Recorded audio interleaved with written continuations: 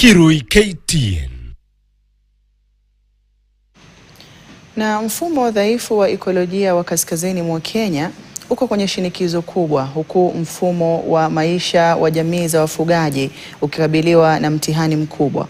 Kaunti za Mandera na Wajir zimewekwa kwenye hali ya hatari, huku athari mbaya za ukame zikisambaa kwa kasi hadi kaunti za Garissa, Isiolo na Samburu, ambako hali inaendelea kuzorota kwa haraka na kuhatarisha maisha ya binadamu na hata mifugo. Mwanahabari Francis Otomwa amekuwa akizuru maeneo mbalimbali ya Isiolo na hii hapa taarifa yake.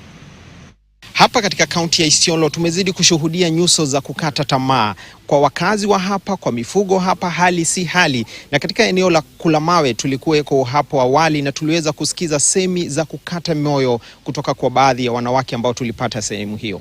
Mimi nimetoka huko Shauri Yako kijiji, alafu nimekuja hapa saa 11:30. Tangu saa hiyo tuko hapa. Hapa ni kushindana. Wanawake lazima washindane, waeke mtungi kwa line. Utapata maji bila umekuja. Sasa lazima nikuje mapema ndio nipange line, ndio nipate maji. Hii maji saa hii umeona hivi itakatika. Na ikikatika tena tunaongojea kwa sababu sola jua lazima jua itoke ndio hii maji itoke. Hasa sisi wanawake tunapata shida. Tunatoka 4 kilomita, 3 kilomita kubeba maji na tunapanda naye mlima. Maji hakuna. Tunakuja 6-5. Na mali inakuja kutoka saa 8, saa 7. Mali kilala hapa. Shughuli kuu ya kiuchumi hapa Isiolo ni ufugaji, na unapoguza ufugaji hapa basi inakuwa umeguza swala ambalo ni la karibu sana katika mioyo ya wakazi wa hapa. Na kwa hivyo hali si hali, wakazi wa hapa wanazidi kulia wakiomba kuwa kitu kifanyike ili kuweza kuchunga mifugo yao. Wanyama wanakuja saa 9 ya usiku na inaondoka hapa saa 12 jioni. Hawajakula nyazi, iko malisho, hawajapata maji.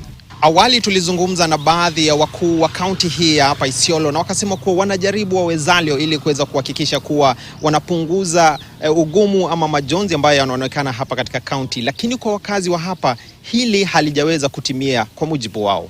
There are areas where water borehole has reduced its yield. The county government are doing the water tankering. Atujua yona maji ya county. County gani leta? Hakuna, ni uongo. Jina langu ni Francis Otomwa kutoka kaunti ya Isiolo. Naam, na sasa tuzame hili ambapo inaonekana kaunti zinatumia fedha kana kwamba hakuna